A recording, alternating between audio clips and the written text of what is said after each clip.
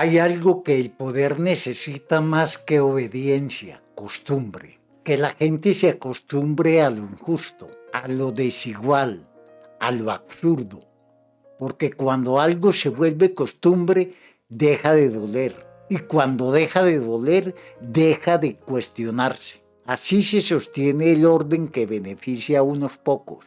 No hace falta imponerlo a la fuerza todo el tiempo. Basta con repetirlo, normalizarlo, hacerlo parte del paisaje. Salarios que no alcanzan, servicios públicos deficientes, instituciones que no responden, escándalos que se repiten sin consecuencias. Al principio indignan, luego cansan, después aburren y finalmente se aceptan.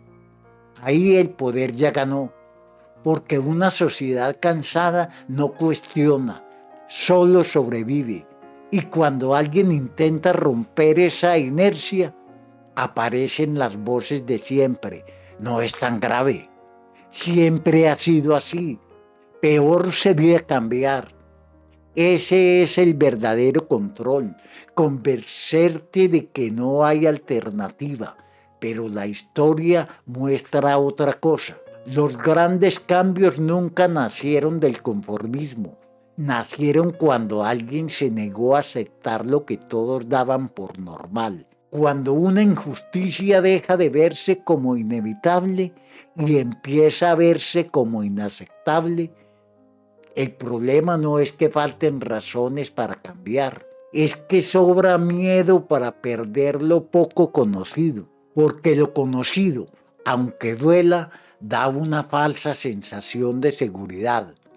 El poder juega con eso, con la idea de que cualquier transformación es más peligrosa que la injusticia cotidiana. Por eso se ridiculiza al que cuestiona, se minimiza al que propone, se desacredita al que incomoda, no se debate su argumento, se ataca su intención y así se protege el status quo sin tener que defenderlo abiertamente. Pero hay un punto clave. La costumbre no es neutral. Cada día que pasa sin cambios beneficia a alguien. Cada bloqueo, cada retraso, cada no es el momento mantiene intactos ciertos privilegios. Nada queda quieto por casualidad. Por eso, cuestionar la normalidad es un acto político profundo, aunque no se grite, aunque no se milite, aunque no se pertenezca a nada.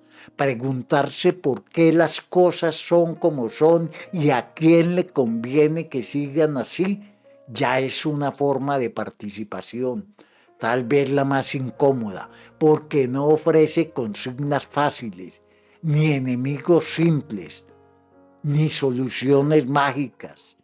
Exige responsabilidad, mirarse, pensar, y eso incomoda más que cualquier discurso encendido.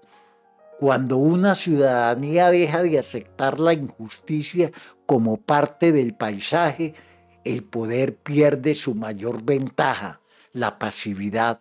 No hace falta tener todas las respuestas, pero sí dejar de aceptar que lo injusto sea normal y que lo normal sea intocable. Ahí empieza algo distinto, no un final, un comienzo. JF sin vendas. Ver, pensar, cuestionar.